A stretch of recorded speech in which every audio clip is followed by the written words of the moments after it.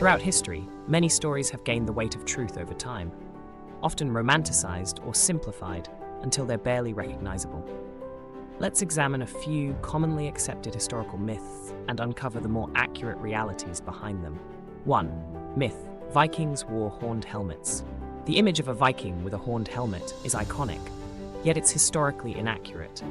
The myth began in the 19th century when Scandinavian artists included horns in their depictions of Vikings. Wagnerian operas with costumes designed by Carl Emil Doppler further entrenched this idea in popular culture. Archaeological findings, however, show that Viking helmets were simple and hornless, likely because horns would have been impractical and even dangerous in battle. Vikings valued practicality, wearing helmets crafted from leather or metal that would better protect them from weapons. 2. Myth: Napoleon was extremely short. The notion of Napoleon Bonaparte as a particularly short man has persisted for centuries, possibly due to political caricatures and propaganda by his British enemies. Napoleon was recorded as being around 5'6" to 5'7", which was an average height for Frenchmen of his time. The confusion partly arose because his height was recorded in French feet and inches, which differ slightly from British measurements. Thus, he wasn't a small man, and even surrounded himself with taller guards, which might have contributed to the perception of his short stature. Number 3. Myth: Columbus discovered America. While it's widely taught that Christopher Columbus discovered America in 1492, this story simplifies a much richer history. Columbus never set foot on mainland North America, instead reaching various Caribbean islands. Indigenous peoples had been living in the Americas for thousands of years before his arrival. Norse explorers, particularly Leif Erikson, likely reached North America around the year 1000, establishing a short-lived settlement in Vinland, likely in Newfoundland. Columbus's voyages did, however, open the door to widespread European exploration and colonization. Number 4. Myth: Witches were burned at the stake in Salem. The infamous Salem witch trials of 1692 were brutal, but none of the accused witches were burned at the stake. This misconception likely stems from European witch hunts, where burning was a common method of execution. In the American colonies, however, the convicted were hanged. 19 people were executed in this way, while one man, Giles Corey, was pressed to death with heavy stones for refusing to enter a plea. The Salem trials ended only after growing skepticism and pressure on the courts to abandon the trials. Number 5. Myth: Marie Antoinette said, "Let them eat cake." The phrase, "let them eat cake," is often attributed to Marie Antoinette as an indication of her indifference to the struggles of the French peasantry. However, there's no record of her saying this. The expression appears in Confessions by Jean-Jacques Rousseau, written when Antoinette was just a child, where it's attributed to a great princess, without specifying who. Historians believe it was likely attributed to her posthumously as part of revolutionary propaganda. Number 6. Myth: The Great Wall of China is visible from space. The Great Wall of China is often touted as the only human-made structure visible from space, but this is misleading. Astronauts in low Earth orbit report that the Great Wall is difficult to see without magnification, as it's relatively narrow and blends with the natural landscape. Other structures, like highways, airports, and cities, are more easily discernible. This myth may have persisted due to the wall's iconic status rather than scientific observations. 7. Myth: Medieval people believed the Earth was flat.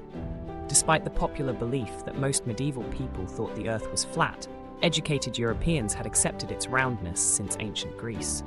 Scholars such as Pythagoras and Aristotle theorized a spherical Earth, a view later supported by medieval thinkers like Thomas Aquinas. The myth of widespread flat Earth belief was popularized in the 19th century, partly as a way to depict the Middle Ages as a dark period in contrast to the scientific enlightenment of later centuries. 8. Myth: Einstein failed math. A favorite anecdote among students struggling with math is that Albert Einstein, the famed physicist, also had trouble with it. In reality, Einstein excelled in mathematics from a young age, mastering calculus by the age of 15. The myth may have originated from a misunderstanding of his school's grading system, or from Einstein's later difficulties with rote memorization. His academic struggles were more with rigid educational structures, than with the subject matter itself. Number 9. Myth. The Emancipation Proclamation freed all enslaved people. While the Emancipation Proclamation, issued by Abraham Lincoln in 1863, is celebrated for its role in ending slavery, it didn't actually free all enslaved people. The proclamation applied only to the Confederate States in rebellion, where the Union had no authority to enforce it. Slavery remained legal in border states loyal to the Union until the passage of the 13th Amendment in 1865. The proclamation did, however, symbolize a significant shift in the Union's stance on slavery and paved the way for full abolition. Number 10. Myth. Cleopatra was Egyptian. Cleopatra Seseph, the last ruler of the Ptolemaic Kingdom of Egypt, is often portrayed as a quintessentially Egyptian figure, but she was actually of Macedonian Greek descent. Her family, the Ptolemies, were established in Egypt after the conquests of Alexander the Great. Although Cleopatra embraced Egyptian customs and even spoke the language, she was primarily of Greek heritage. Her identity reflects Egypt's complex cultural tapestry during her reign, a blend of Greek and Egyptian influences. 11. Myth. Vikings were brutal, bloodthirsty raiders. Only while Vikings did engage in raiding, their societies were far more nuanced. They were skilled traders, navigators, and settlers who established trade routes across Europe and as far as the Middle East. Viking societies had complex legal systems, art, and religious beliefs. Their depictions as solely bloodthirsty raiders were partly exaggerated by the Christian communities they often raided, creating a simplified and skewed image that has persisted in popular culture. 12. Myth. Chastity belts were widely used in the Middle Ages. The chastity belt is a symbol often associated with the Middle Ages, but historical evidence for their widespread use is sparse at best. Many so-called chastity belts in museums are actually 19th century creations, likely fabricated to cater to Victorian-era fantasies about medieval times. Records suggest that if chastity belts existed at all, they were rare and mostly symbolic. The idea of chastity belts as a widespread medieval practice is a myth bolstered by later interpretations. The theme, myth, people lived only to 30 or 40 in ancient times. It's commonly believed that life expectancy in ancient times was extremely low, with people only living to about 30 or 40. However, this statistic reflects an average skewed by high infant mortality rates. If a person survived childhood, they often lived well into their 50s or even 60s. Many historical figures, such as Socrates and Julius Caesar, lived beyond the age of 60. The short lives narrative simplifies the nuances of ancient demographics and health. 14. Myth. George Washington had wooden teeth.